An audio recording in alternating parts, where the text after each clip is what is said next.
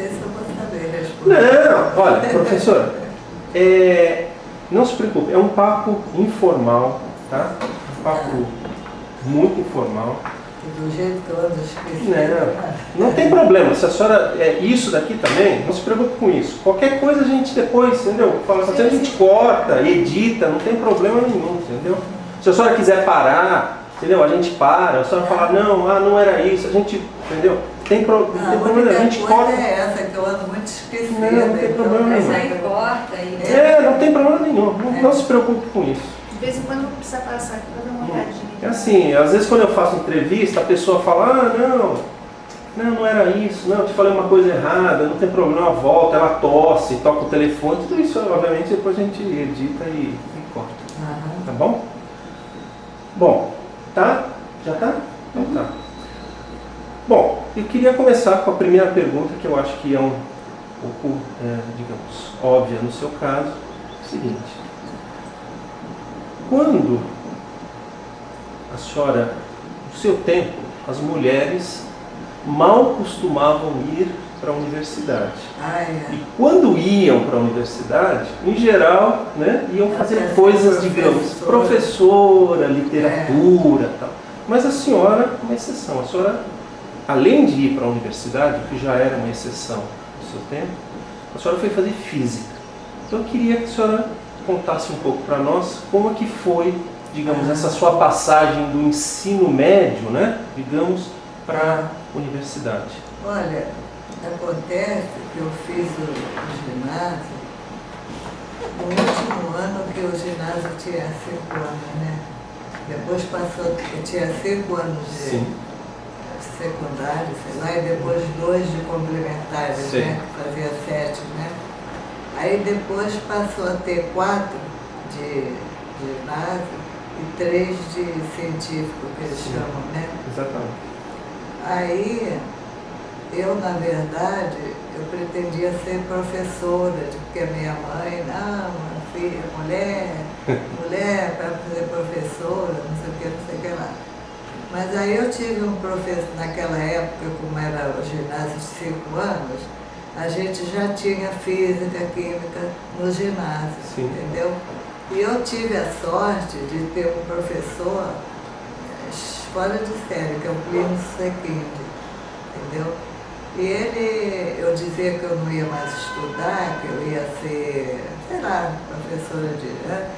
Aí ele, você não é um absurdo você fazer uma coisa dessa, aí me incentivou a ir para a faculdade. Aí eu fui fazer o vestibular para física. E a senhora era boa aluna em física e matemática? A senhora gostava? Matemática sempre fui muito boa. Eu não gostava de história, essas coisas de decorar. E história eu era ruim a beça, era uma das piores alunas. Professora, como foi quando a senhora contou aos seus pais, digamos, olha, eu quero ser física? Qual foi a reação deles? Não gostavam não, mas aturavam. Aturaram.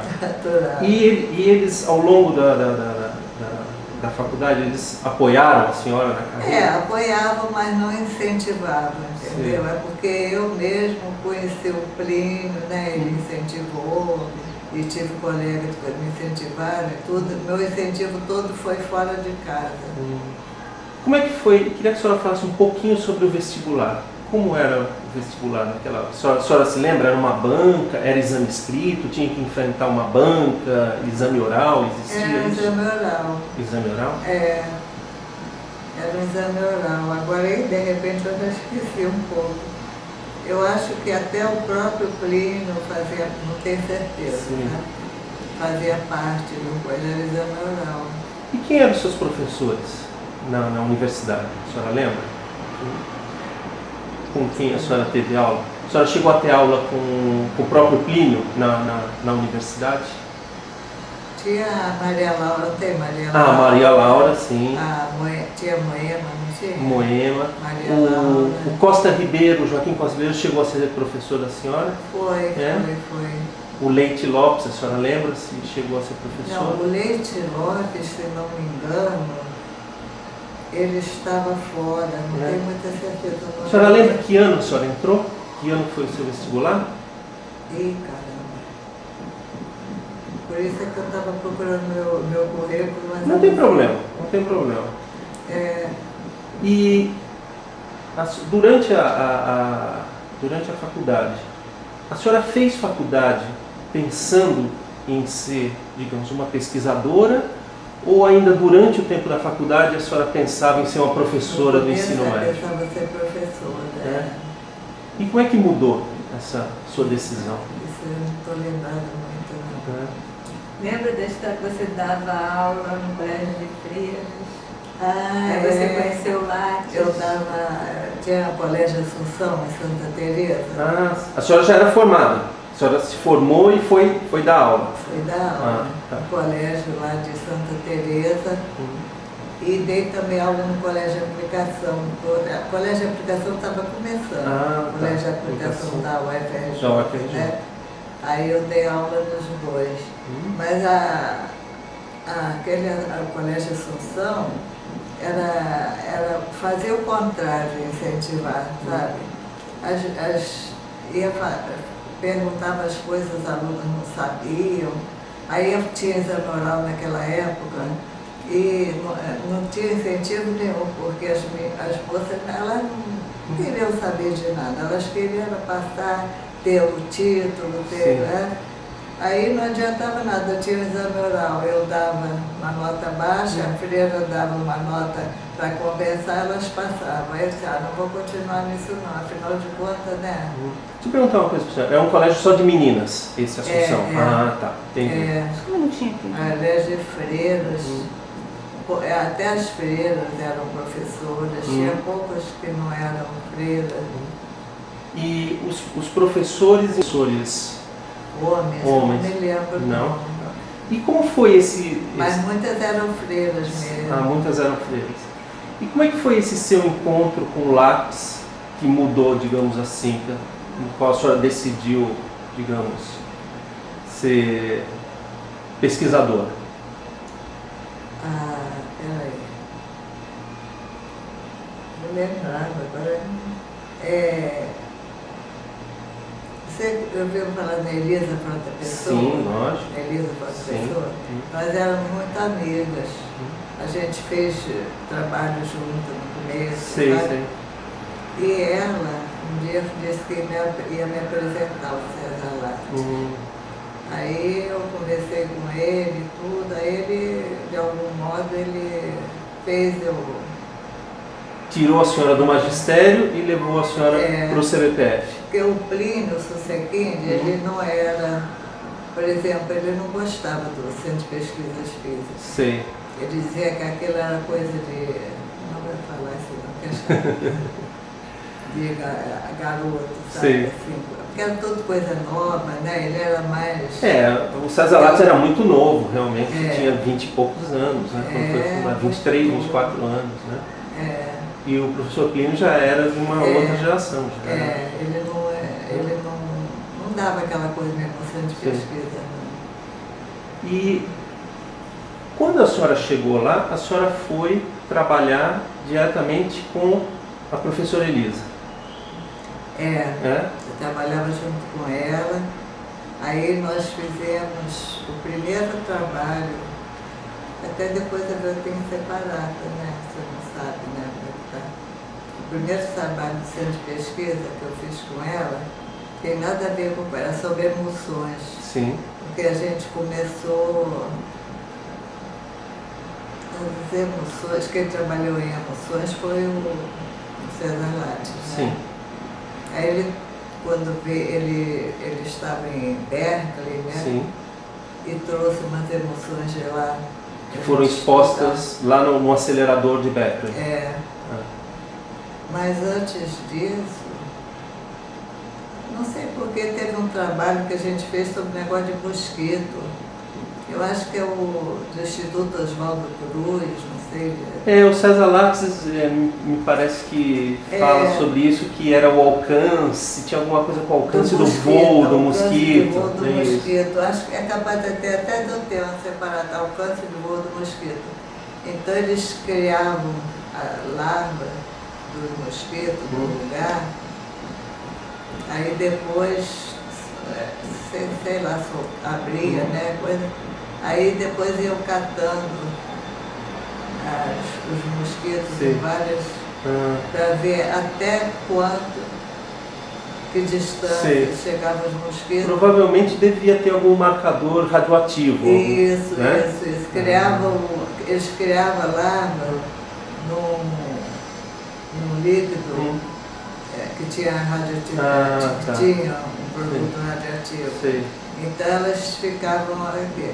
Aí depois pegava aquelas larvas, porque eu trabalhava com emulsões. Sim.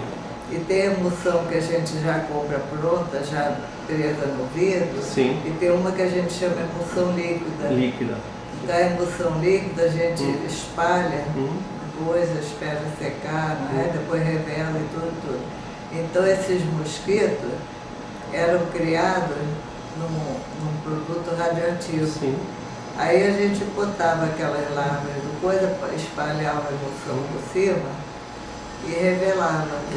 Aí nos lugares onde tinha as larvas, aquele produto era urânio, não sei o quê, e eles emitiam aquelas alfas. As alfas e aí E a gente detectava e via a quantidade que tinha na distância tal, assim. E aí via até onde a gente conseguia detectar. Aí tem uma ideia do alcance do voo. Então, o nosso primeiro trabalho, acho que foi esse, alcance do voo do mosquito. É capaz de eu ter ideia separada, mas sim.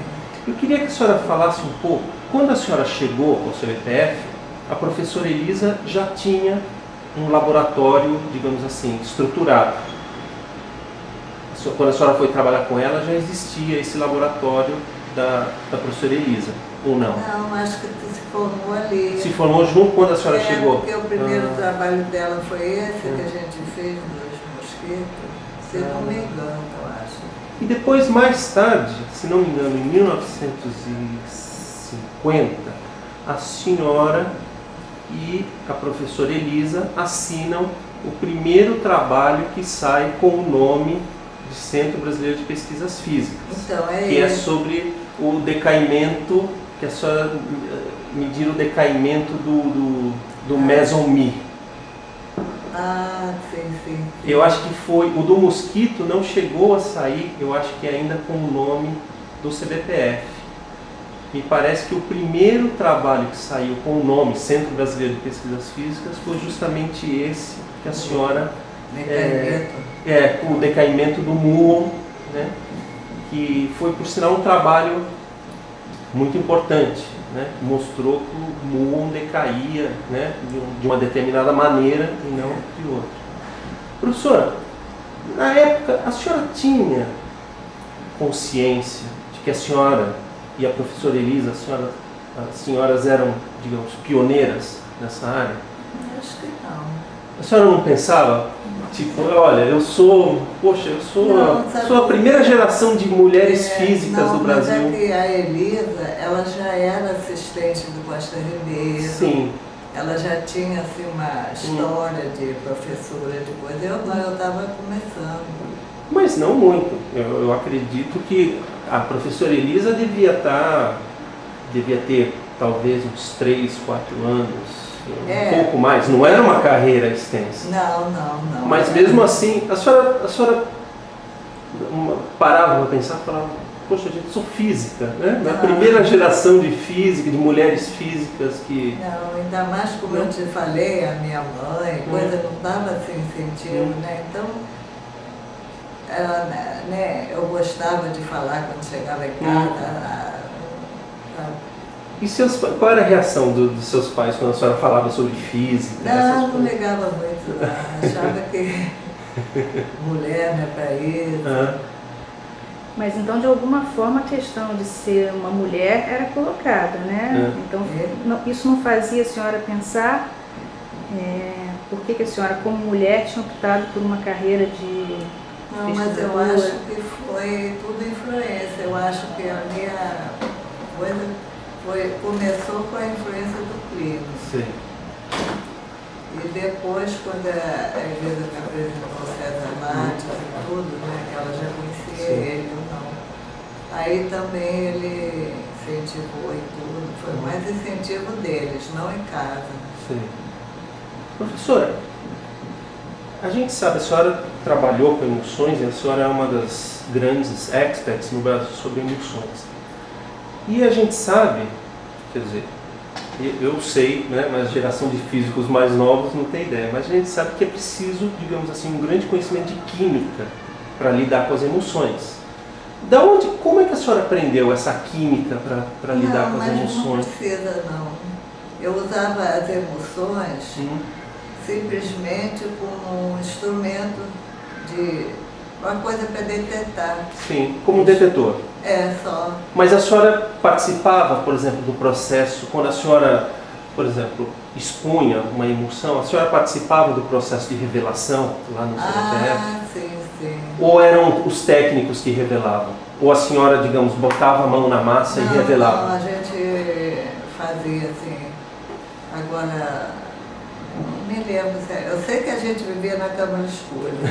Ah, então. Era horrível. Então a senhora gastava boa parte do seu tempo. Uma vez eu e a Elisa estávamos na câmara escura e já era assim, o final da tarde. E a câmara escura a gente fechava, né, para ninguém entrar e estragar tudo, se acendesse a luz. Mas aí eu não sei se alguém pensou que não tinha ninguém, sabe? E chegou lá, trancou por fora. Eu tenho pavor, até hoje, né? Tenho pavor de ficar preso. Pavor. Elevador, nossa, até há pouco tempo eu nem entrava em elevador, só o elevador parar. Agora imagina, eu só não fiquei mesmo assim, coisa, porque a Elisa era casada com o Tio, e eu sabia que ele, antes de ir embora, ia procurar a Elisa. Então o meu, que fazia eu sossegar um pouco, era o fato de eu saber que o Tio não ia embora sem procurar a Elisa.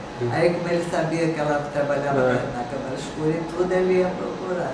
E ele passou lá? Ah, passou. Senão a gente ia dormir lá, nem sei. Professora, a câmara escura era ali no prédio, naquele pavilhão que a gente chama Pavilhão Miguel de Almeida, era no térreo? Era no térreo?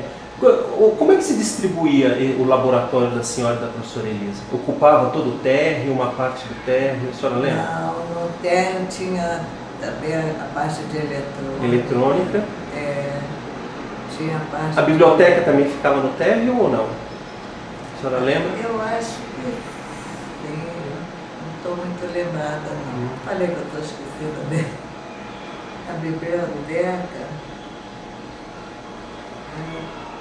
Não sei se eu tenho isso, acho que não tem. Não tem problema, não tem problema.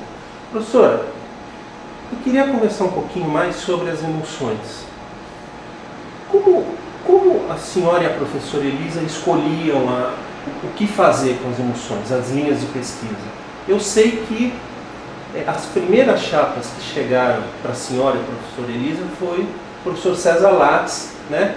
Isso deve ter sido ele voltou em janeiro, fevereiro de 49. Ele volta de Berkeley e traz essas chapas.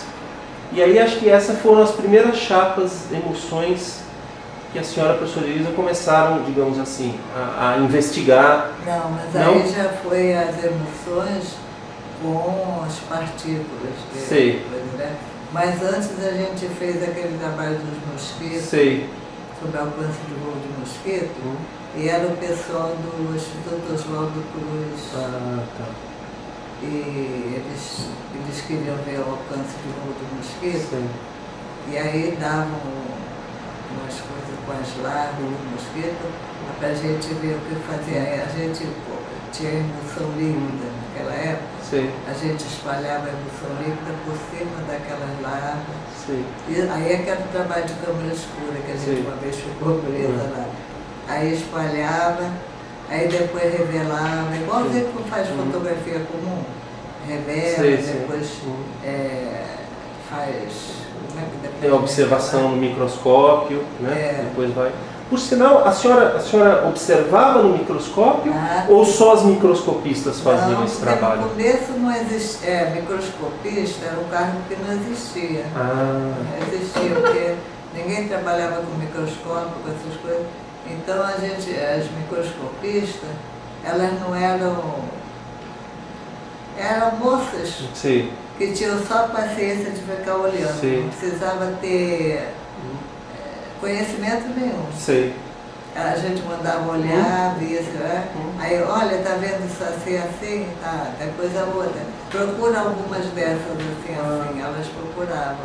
Quer dizer, elas não tinham treino nenhum, elas eram treinadas, digamos, no laboratório, pela senhora e pela professora Elisa. E não sabiam nem o que era. Elas não tinham ideia do que elas estavam procurando? Não, só sabia, ó, tá vendo isso assim? Você vai procurar um negócio assim, por exemplo, uma chapa exposta com coisa de urânio. Sim. Né? Urânio tem urânio tanto decai não sei o que lá, o outro decai não sei o que, o outro decai não sei o que lá. Então, como são 3, 4 decaimentos seguidos, forma que a gente chama uma estrela. Uma estrela. Tá? Então, uma estrela de 4 pernas eram 4 elementos que decaíam subsequentemente. Sim. Então, para os microscopistas, a gente mostrava, tá vendo? Isso aqui, 4 riscos formando uma estrela, você vai procurar esse tipo de figura. De tanto a tanto, aí tem ideia da área, né? E quantas achou naquela área. Aí isso dava uma ideia da quantidade, né? Que coisa, e dava mais ou menos a vida média. Quando uma microscopista achava algum evento, digamos, que ela, né, pensava ser interessante, ela costumava chamar a senhora ou a professora Elisa. E aí, no caso, as medidas, quem faziam? Eram as microscopistas ou aí já ficava por conta da senhora e da professora Elisa? Olha, não, depois elas aprendiam. Elas passavam a fazer medidas assim de alcance, das alfa, daqueles tracinhos. Porque a gente fez um trabalho sobre PMI, né? Que o Lattes trouxe. Exatamente. Aí elas já sabiam que era o PMI. Porque o meso-pi, quando decai em repouso, a energia do meso-pi é bem determinada, porque uma partícula em repouso, ele decaía no mi ou neutrino. Então, quando a partícula em repouso decai em 2 partículas sequências, a energia é bem determinada. Então, você tinha certeza se era um pi-mi, medindo o meso-mi, que dava, acho que é da ordem de 600 mil. 600 micrômetros, exatamente. Então, elas mesmo já sabiam medir, entendeu?